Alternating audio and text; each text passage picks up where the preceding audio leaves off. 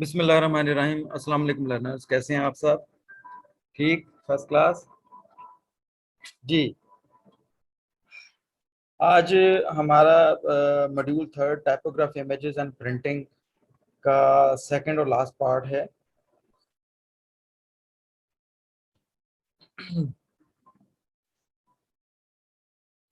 आज की क्लास का एजेंडा ये है कि आप लोग जो एक इम्पॉर्टेंट ग्राफिक डिज़ाइनिंग में एलिमेंट है, दैट इज़ द इमेज के बारे में पढ़ेंगे, देखेंगे। इसकी टाइप्स के बारे में थोड़ा सा टेक्निकली इसकी टाइप्स, इसकी जो कंस्ट्रक्शन है उसके बारे में देखेंगे। प्लस हम प्रिंटिंग के डिफरेंट मेथड्स को भी थोड़ा सा ओवरव्यू लेंगे कि कितनी किस्म के मेथड्स यूज हो रहे हैं। आपको पता है कि ग्राफिक डिज़ाइनिंग के बाद हमने उसको सोशल मीडिया पे तो यूज़ करना है, उसके लिए तो प्रिंटिंग की ज़रूरत नहीं पड़ती। बट हमें एडवर्टाइजिंग के लिए अपना प्रिंट मीडिया या डिजिटल मीडिया में या आउटडोर मीडिया में भी उस एडवर्टाइजिंग के लिए उस डिज़ाइन को, ग्राफिक डिज़ाइन को हमने यूज़ करना है। तो उसके लिए कौन कौन से प्रिंटिंग मेथड्स अवेलेबल हैं उनके बारे में भी हम देखेंगे आज की क्लास में।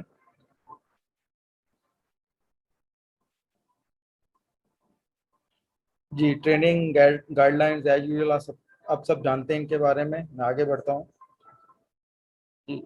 सबसे पहले हम इमेजेस को देखते हैं कि इमेजेस क्या होते हैं। इमेजेस जो हैं, किसी भी, आपको याद होगा कि आपको मैंने विजुअल आइडेंटिटी और ब्रांडिंग के बारे में बताया था। किसी भी ब्रांड या विजुअल आइडेंटिटी या कॉर्पोरेट लोगो जो होता है कंपनी का, उसमें तीन चीज़ें बड़ी इंपॉर्टेंट होती हैं। एक तो उसमें टाइपोग्राफी यूज़ की होती है, उस टाइपोग्राफी, फिर उसके कलर्स और उसके बाद इमेजेस। कम से कम three things are very necessary in order to make your perfect logo. तो इमेज जो है किसी भी ग्राफिक डिज़ाइन का एक बहुत ही ज़्यादा बेसिक और बहुत ही ज़्यादा ज़रूरी एक पार्ट है, एक एलिमेंट है।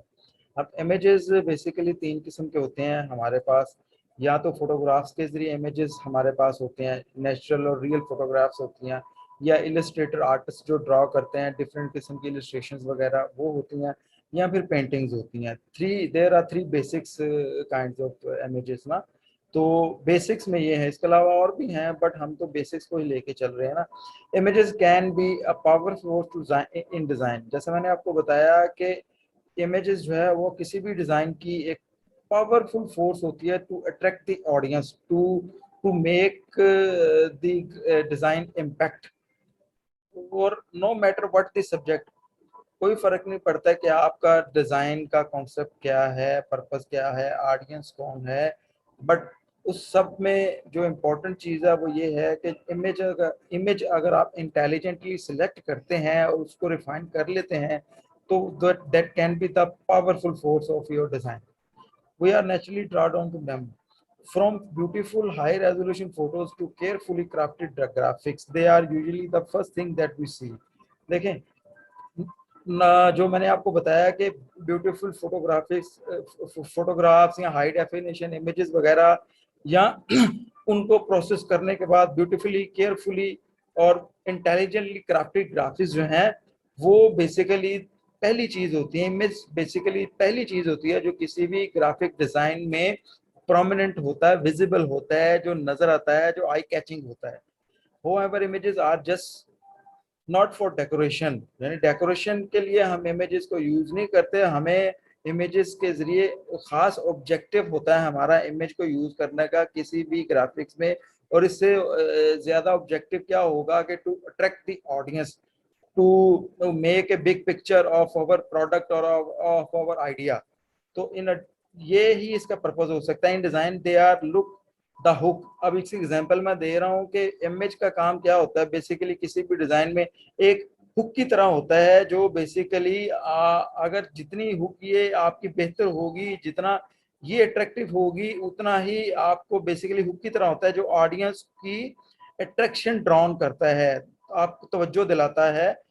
Compelling visual can help you connect with the audience, दिलाता है और वो ऑडियंस आपके साथ कनेक्ट हो जाती है। And make a strong impression, एक एक ऑडियंस को वो कंपेल करता है विजुअली। फिर उसके बाद ऑडियंस उस इमेज के जरिए आपकी प्रोडक्ट, आपके आइडिया, आपकी सर्विस के साथ जो उस डिजाइन में आप मैसेज देना चाह रहे हैं उस मैसेज के जरिए आपके साथ अटैच हो जाती है, before they have even read the single word, before वो आप इमेज के जरिए ही फौरी तौर पे वो आपके साथ अटैच हो जाती है, बगैर किसी डिजाइन के किसी और पार्ट को रीड किए हुए बगैर ही वो आपके पूरे कॉन्सेप्ट को समझ जाती है।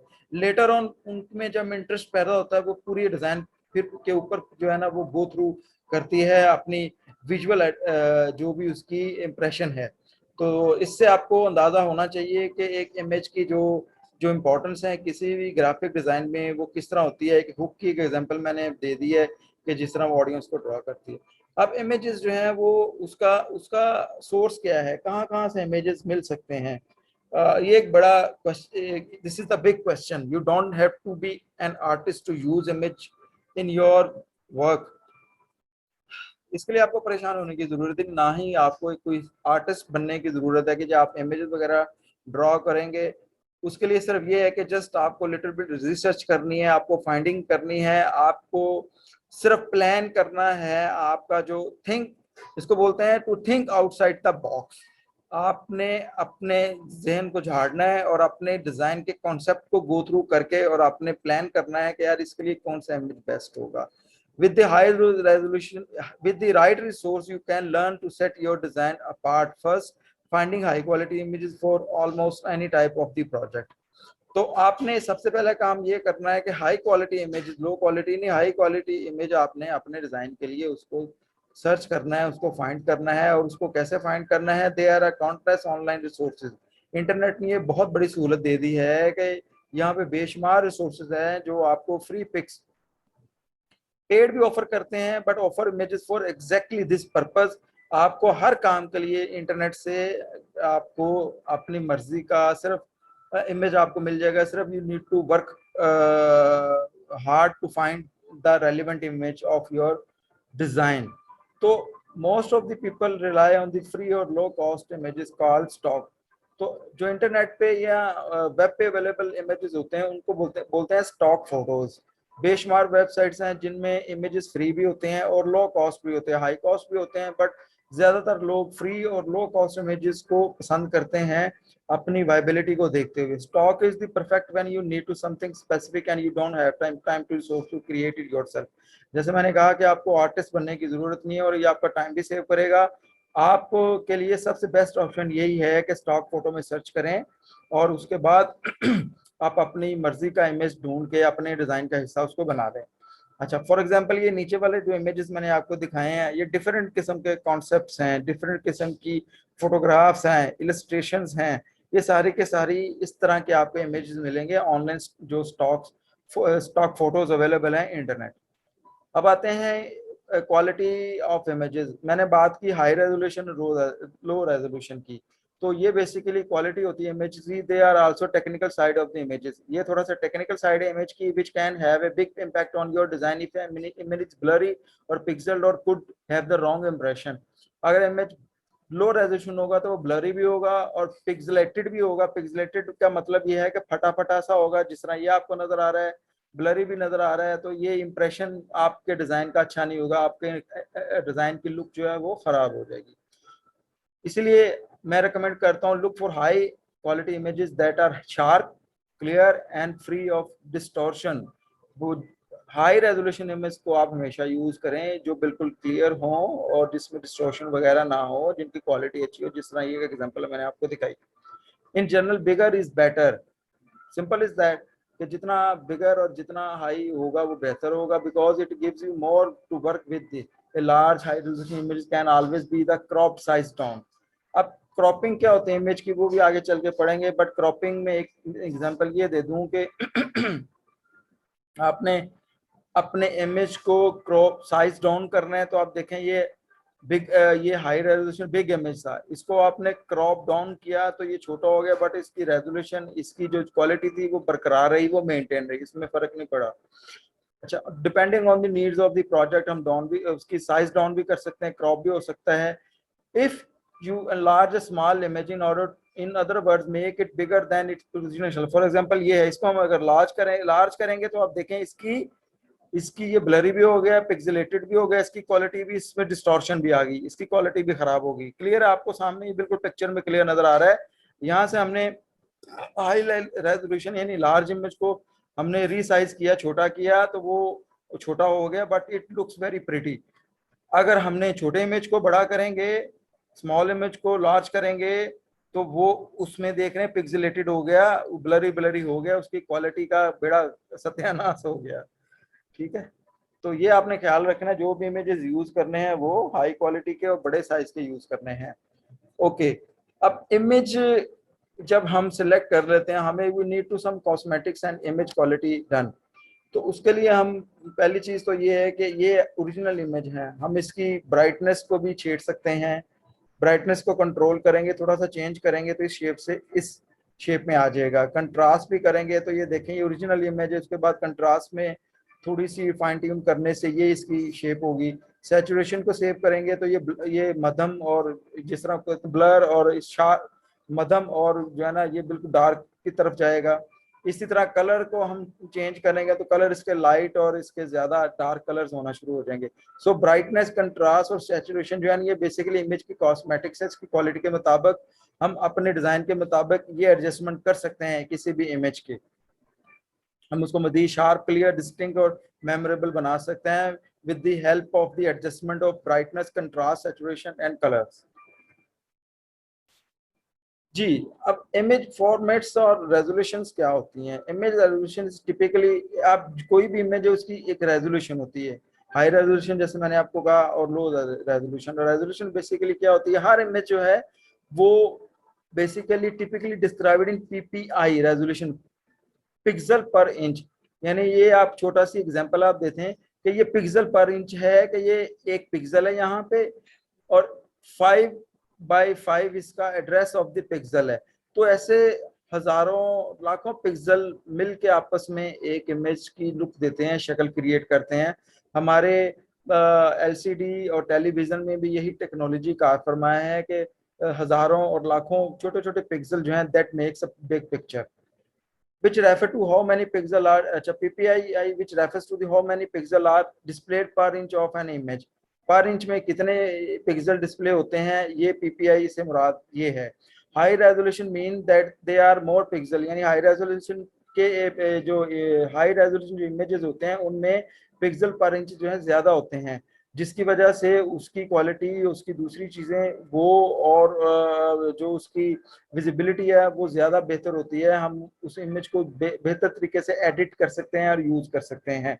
Images with low resolution have few pixel, बिल्कुल उसके ऑपोजिट, अगर किसी के इमेजेस थोड़े इमेजेस हैं तो वो लो रेजोल्यूशन है। And if we those few pixel are too large, अगर हम उन पिक्सल को ज्यादा लार्ज करें, usually when an image is stretch, जब इस इमेज को खींचा जाता है, they can be become visible like, ये देखें कि अगर छोटे लो रेजोल्यूशन और लो पिक्सल की इमेज को हम स्ट्रेच करते हैं, बड़ा करते हैं, तो उसके पिक्सल जो है वो फट जाते हैं, वो सामने प्रोमिनेंट हो जाते हैं, और इमेज की शार्पनेस और क्वालिटी खत्म हो जाती है, खराब हो जाती है। They can B an image that has a resolution of 600 pixel per inch will contain 600 pixel within each inch of the image. 600 is a lot of pixel to live in the just 1 inch, which is very that is why 600 ppi images will look very crisp and detailed। यानी एक standard है कि 600 पर inch 600 ppi के जो images हैं they are standard and they are very large and high resolution images। हाँ, इससे ऊपर हो जाए 700, 800, 900 तो और भी बेहतर चीज है। तो ये बेसिकली इमेज की ये रेजोल्यूशंस हैं। इमेज की हाई और लो रेजोल्यूशन क्या होती है ये आपको मैंने डिटेल से बता दिया। अब इमेज के डिफरेंट फॉर्मेट्स हैं। कंप्यूटर में हर फाइल का एक फॉर्मेट होता है, तो इमेज के जो फॉर्मेट है उससे पहले हम देखें कि इमेज की बेसिकली 2 टाइप्स होती हैं, रास्टर इमेज होते हैं और वेक्टर इमेज होते हैं। रास्टर इमेज मैंने आपको बताया जो पिक्सल बेस होते हैं, pixel base graphics, resolution dependent photo and web graphics. Photo और वेब ग्राफिक्स के लिए ऐसे इमेजेस वगैरह यूज होते हैं, रेजोल्यूशन डिपेंडेंट होते हैं और पिक्सल बेस होते हैं, ये रास्टर इमेजेस होते हैं। जिस तरह ये मैं आपको बता रहा था, हाई रेजोल्यूशन और लो रेजोल्यूशन। इसके ऑपोजिट जो वेक्टर इमेजेस होते हैं ना, वो कर्व बेस्ड ग्राफिक्स होती है और रेजोल्यूशन इंडिपेंडेंट होते हैं, लोगो आइकॉन और टाइप्स वगैरह के लिए यूज होते हैं। अब इस रास्टर इमेज को हम स्मॉल इमेज से बड़ा करेंगे तो ये इसकी रेजोल्यूशन जो है आउट हो जाएगी, इसकी ग्राफिक क्वालिटी खराब हो जाएगी। वेक्टर इमेज इसकी ये क्वालिटी है कि इसको आप जिस मर्जी साइज में ले लें और उसके बाद इसको जितना मर्जी बड़ा कर लें, जितना मर्जी इसको चेंज कर लें, इसकी रेजोल्यूशन पे नेगेटिव इम्पैक्ट नहीं पड़ता, इसके रेजोल्यूशन खराब नहीं करती ये अपनी, इसलिए ये रेजोल्यूशन इंडिपेंडेंट होता है और ये अपनी क्वालिटी को मेंटेन रखता है, बरकरार रखता है, वेक्टर इमेजेस जो होते हैं। तो रास्टर इमेजेस की जो फाइल की मिसालें हैं वो जेपीजी फाइल है, जीआईएफ अक्सर आप लोगों ने सुना भी होगा इनका नाम, पीएनजी है, transparent with millions of colour, animation and transparency in the limited colour, GIF जो होती है, web and print photos and quick preview JPG वहां पे यूज होती है, GIF animated and transparency in colour, PNG transparency with the millions of colours, इसके size थोड़ा सा ज्यादा होता है इन दोनों से, इसमें इसकी रेजोल्यूशन इन तमाम दोनों इमेजेस से बेहतर होती है। टिफ जो होती हैं ये इससे भी पीएनजी से भी बिगर साइज की होती हैं, हाई क्वालिटी होती हैं और ग्राफिक्स वगैरह स्कैन के लिए टिफ का फॉर्मेट यूज होता है। इसी तरह रॉ है, जो आप नॉर्मल डिजिटल कैमरा से जब आप फोटो लेते हैं तो वो उसका फॉर्मेट रॉ होता है। Uncompressed data from digital cameras, तो वो अनकम्प्रेस्ड डाटा होता है जब हम उसको जेबीबी में कंप्रेस करते हैं तो जो इमेज की बेसिकली कंप्रेस की दो टेक्निक्स हैं वो भी आगे चल के हम पढ़ेंगे।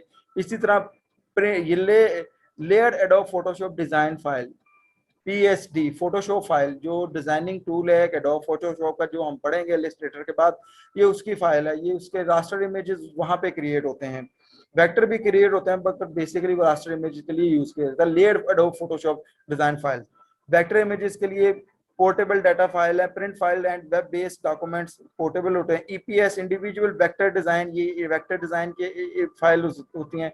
एडोब इलस्ट्रेटर जो आजकल आप कोर्स टूल जो है वो स्टडी कर रहे हैं, अरसलान आपको इसमें लेसन दे रहे हैं। अच्छा, एसवीजीए सुपर वीजीए जो होते हैं ना, vector file for web publishing के लिए, ये कुछ इमेज के डिफरेंट फाइल फॉर्मेट्स थे। अब इमेज के कलर फॉर्मेट्स क्या होते हैं, दो ही कलर फॉर्मेट्स हैं, CMYK और RGB। CMYK is a 4 colour printing process that stand for सियान, मैजेंटा, येलो एंड की ब्लैक, CMYK ना, CMYK। और RGB कलर जो है वो RGB is a high light based colour model that stand for red, green and blue. ये दो basically image colour के फॉर्मेट्स हैं जो टोटल प्रिंटिंग टेक्नोलॉजी और ग्राफिक डिजाइनिंग की टेक्नोलॉजी में यूज होते हैं, CMYK और RGB। जी, रास्टर और वेक्टर को थोड़ा और एलेबोरेट कर लेते हैं।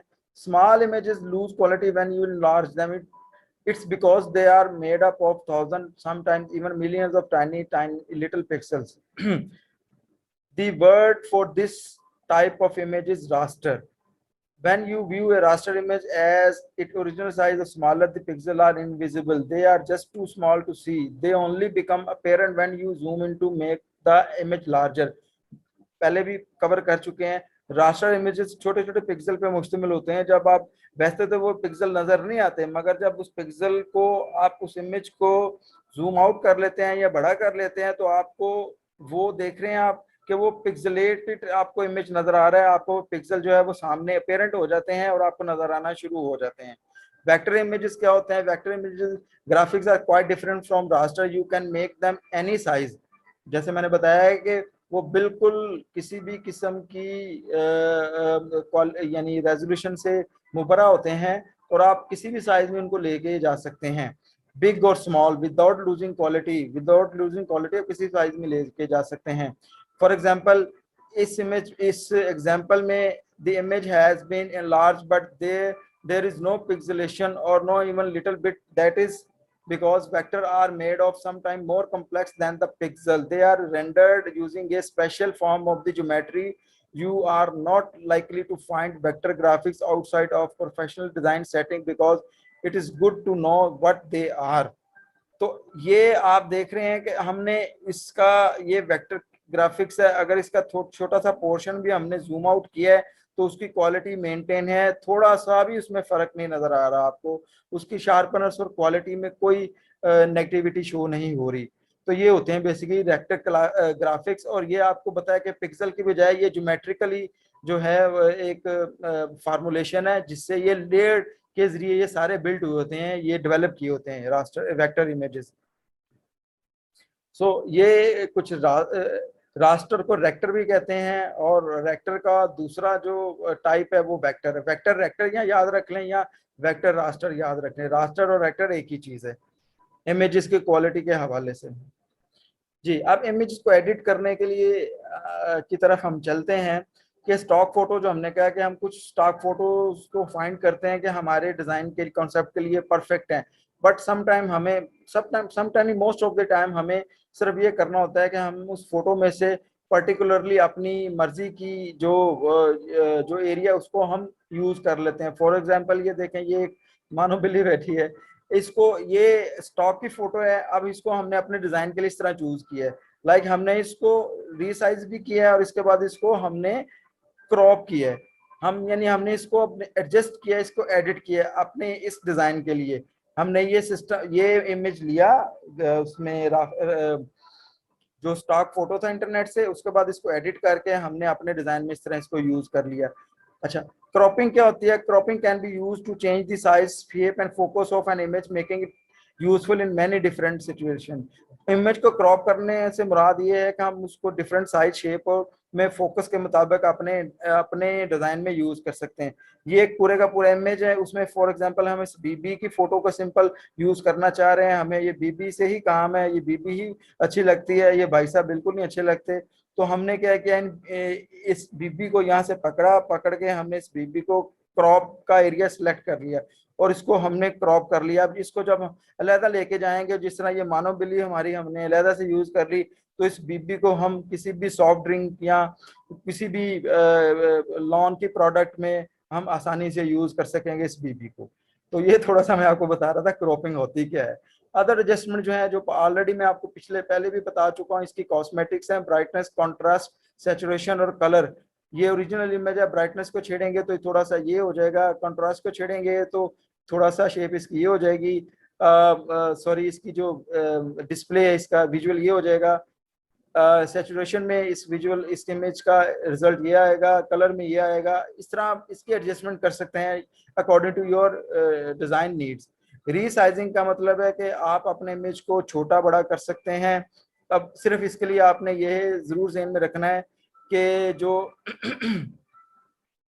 किसी भी इमेज को जब आपने बड़ा करना है, आपने किसी भी इमेज को इसके एक्चुअल साइज से बड़ा नहीं करना। अगर एक्चुअल साइज से बड़ा करेंगे तो वो इमेज की क्वालिटी खराब हो जाएगी। आप एक्चुअल साइज से छोटा तो कर सकते हैं, you can not make an image bigger than its original size without affecting it's quality. ठीक है, कि आप इसकी क्वालिटी के इफेक्ट किए बगैर इसको बड़ा नहीं कर सकते। छोटे इमेज को अगर एक एक्चुअल साइज से बड़ा करेंगे, इसकी क्वालिटी डिस्टर्ब हो जाएगी। जी, अब प्रिंटिंग मेथड्स के बारे में मैंने आपको स्टार्ट में बताया था, आज की क्लास का एजेंडा है। तो प्रिंटिंग टाइप्स कितनी किस्म की होती हैं? Basically there are 3 types of printing right now, offset printing, digital printing और उसके बाद स्क्रीन प्रिंटिंग। ऑफसेट प्रिंटिंग में क्या होता है? ऑफसेट प्रिंटिंग में बड़ी बड़ी मशीनें होती हैं जिसको रोटा सोलना वगैरह कहते हैं। वो मशीनें क्या करती हैं, प्रोसेस कैसे होता है, उसमें शायद मेटेलिक प्लेट बनती है और वो कलर होते हैं CMYK के कलर के ऊपर मेटेलिक प्लेट बनती है। वो मेटेलिक प्लेट मशीन में इंस्टॉल हो जाती है। दूसरी तरफ मीडिया इंस्टॉल हो जाता है, जो मीडिया आपको ऑफसेट का पेपर भी हो सकता है, किसी किस्म का कपड़ा भी हो सकता है, कैनवस भी हो सकता है, छोटी सी बारीक पेपर स्टाइल में कटी हुई वुड भी हो सकती है। तो उसके बाद वो ऑफसेट प्रिंटिंग उसकी स्टार्ट हो जाती है। ये प्रोसेस है उसका। डिजिटल प्रिंटिंग जो आपकी नॉर्मली आपने अक्सर देखा होगा कि कंप्यूटर के साथ डायरेक्ट प्रिंटर अटैच होता है, अक्सर ब्लैक प्रिंटर अटैच होते हैं ब्लैक कार्ट्रिज के साथ, बट कलर प्रिंटर भी है, डिजिटल प्रिंटिंग भी है। सिंपल वो क्या करते हैं कि वो डायरेक्ट आप प्रोसेस उसका है कि अपने कमांड दी प्रिंटिंग और उन्होंने प्रिंटिंग की और फिनिशिंग कर दी। यहाँ पे ये प्रोसेस चलेगा, प्रिंटिंग होगी, प्लेट में एक प्लेट बनेगी, प्रिंटिंग होगी, फिनिशिंग होगी। यहाँ पे कमांड प्रिंटिंग की रन की और फिनिशिंग होगी। This is the most advance technology right the people are using now. इस डिजिटल प्रिंटिंग में हम पोस्टर, साइनेज, लेबर, न्यूज़लेटर, बेशुमार चीजें उसमें बनाते हैं। इसके लिए यूज की जाती है। ये टाइम भी सेव करती है, अपनी एफर्ट भी सेव करती है। इसमें इंकजेट प्रिंटर की पहले टेक्नोलॉजी आती थी, अब लेजर की टेक्नोलॉजी है। डिजिटल प्रिंटिंग में लेजर की टेक्नोलॉजी यूज हो रही है in order to print the digital graphics. Images are directly sent to the printer using the digital files such as PDF or any other formats। पिछली screen में हमने file formats पढ़े हैं, तो ये डिजिटल प्रिंटिंग के लिए पीडीएफ और दूसरे फॉर्मेट डायरेक्टली प्रिंटिंग को भिजवा दिए, प्रिंटर को भिजवा दिए जाते हैं, जो प्रिंटिंग करके उसको फिनिशिंग करके आपके सामने रिजल्ट दे देता है, प्रिंट निकाल देता है। स्क्रीन प्रिंटिंग जो है, स्क्रीन प्रिंटिंग बेसिकली प्रोसेस में स्क्रीन एक्सपोज होती है, एक बारीक सी जाली होती है जिसके ऊपर स्क्रीन एक्सपोज होती है।